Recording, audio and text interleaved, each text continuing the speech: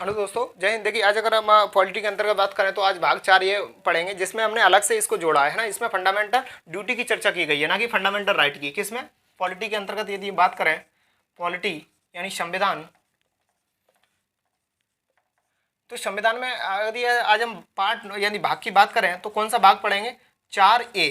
इसको मतलब अलग से जोड़ा गया है संविधान में, है ना। इसलिए कौन से कॉन्स्टिट्यूशन अमेंडमेंट के तहत इसको जोड़ा गया? तो 42वें कॉन्स्टिट्यूशन अमेंडमेंट, CM यानी कॉन्स्टिट्यूशन अमेंडमेंट, CA मतलब कॉन्स्टिट्यूशन अमेंडमेंट 40 यानी 42वें कॉन्स्टिट्यूशन अमेंडमेंट के तहत ये इसको भाग 4A को जोड़ा गया है संविधान में।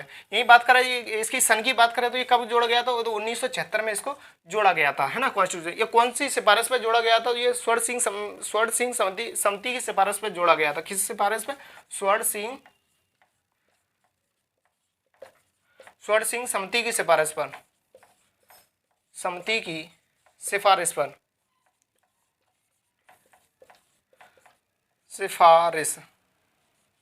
सिफारिश पर जोड़ा गया था, है ना, स्वर्ण सिंह समिति की सिफारिश। तो इसमें किस किस की चर्चा की गई है कि हमारे जो मतलब हमारे जो झंडा है उसका मतलब सम्मान करना, जो भी हमारी नारे हैं जो स्वतंत्रता को प्रेरित करते हैं उनको उनका सम्मान करना, जो 6 से लेकर 14 वर्ष के बच्चों को उनको शिक्षा देना, है ना। और जो भी हमारी वर्तमान में जो स्थितियाँ बनी हुई हैं कि मतलब राष्ट्रीय संपत्ति है उसको सजो के रखें, उसको बचा के रखें, इस तरीके की उसको हानि ना पहुंचाएं। तो इसमें मूल कर्तव्य में इस तरीके की चर्चा की गई है। मूल कर्तव्य में, तो मूल कर्तव्य में ये नहीं है कि अगर हम इसका खंडन करेंगे तो हमें कोई सजा मिलेगी, नहीं। ये नैतिक, ये हमें फंडामेंटल 4A यानी 4A, इसमें अगर ये फंडामेंटल राइट, फंडामेंटल ड्यूटी की बात करें तो इसमें हमें मौलिक कर्तव्य दिखाए गए।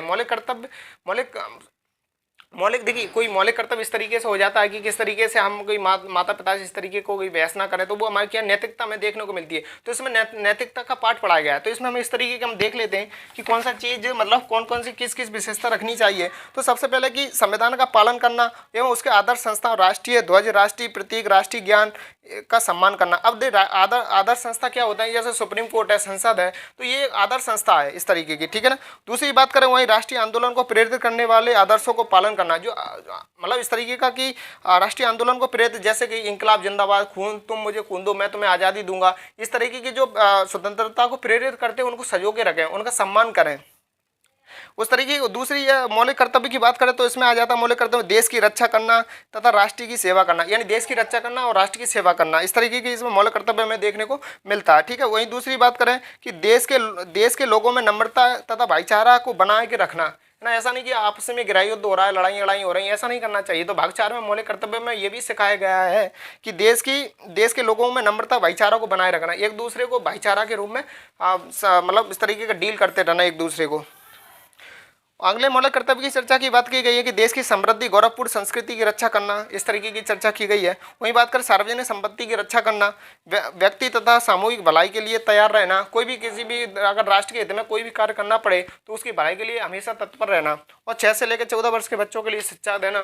तो ये हमने किसमें देखने को मिला? भाग 4 ये में देखने को मिला। 42वें कॉन्स्टिट्यूशन अमेंडमेंट है ना। ये आर्टिकल की बात करें तो आर्टिकल कौन सा लेके 51A से लेकर 51A, है ना। ये कब जोड़ा गया था? 1976 में जोड़ा गया था। 42वें कॉन्स्टिट्यूशन अमेंडमेंट के तहत आर्टिकल की बात करें तो 51A स्वर्ण सिंह समिति की सिफारिश पर इसको जोड़ा गया था। तो ये हमने आर्टिकल 51A पढ़ा, इसे अलग से जोड़ा गया था, ठीक है। Thank you.